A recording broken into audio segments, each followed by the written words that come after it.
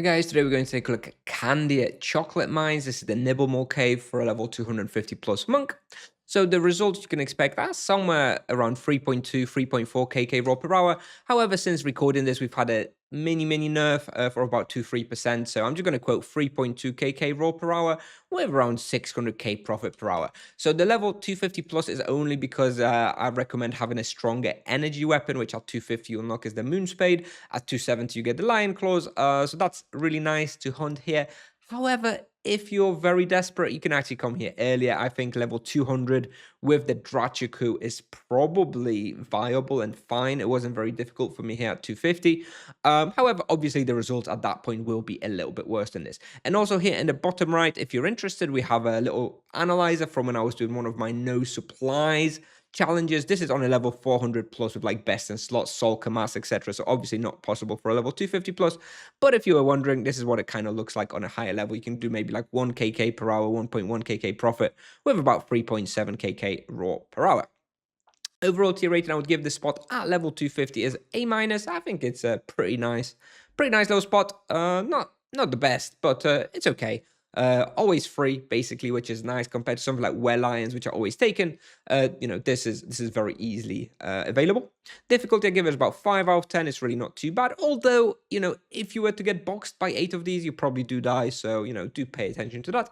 But the bestiary takes about 5 hours for Candy Horror, 4 hours for Nibblemores, and honey elementals. Definitely not doing those. You can do that if you really want to. Moving on, requirements level 250 plus. Like I said, although you can probably stretch that a little bit lower. Like I said, Drachiku level 200 probably doable.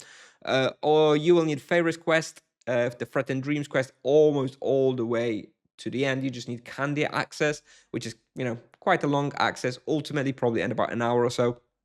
Maybe a bit longer. This place can be effectively hunted by basically monks, knights, and paladins. Druid sorcerers maybe, although it's not that great, but you can probably hunt here.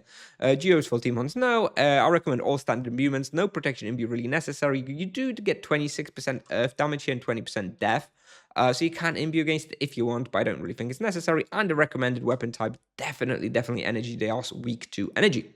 Supplies per hour, about 1,000 Grey Mana potions, about 50 Great Ultimate Spirit potions, about 6 Transcendence potions per hour. For charms, I think it's not really applicable because I do think this is mostly a bestiary spot. Once you complete the spot, you're probably going to leave. If you definitely want to stay here for longer, you can apply like Low Blow and Savage Blow. Those will probably be the best. Zap, also very good. For the wheel, 2 lesser gems, ideally hit points with, at level 275, you can go for +1 chain penance, and the character you'll see in the video is level 269 monk with 96 fist and 40 magic level. So, let's begin. So this is -1, this is -2. On -1, we only really do one pull. We kind of like try and pull out all the monsters in this section near the staircase. So you just do one pull up here, and then you just go down. You do a pull in here,